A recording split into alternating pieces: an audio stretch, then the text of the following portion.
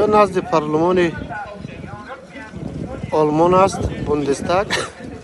حدودی 150-200 نفر از شهروندان تاجیکستان آلمانی ها جمع آمدند که رحمانوف را بگویند بس، دیکتاتورا در همه دنیا دیکتاتورا است.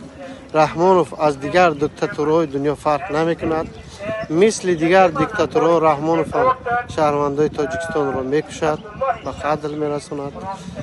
امروز مردم بدخشان، مردم تمام مناطق دیگری تاجیکستان با هم در اینجا جمع آمدند و طلب میکنند از جامعه جهانی که دیکتاتورها را به خوب و گنده تقسیم نکنند، دیکتاتورها را در سطح دولتی قبول نکنند و تلاش کنند که دیکتاتورها از بین برود.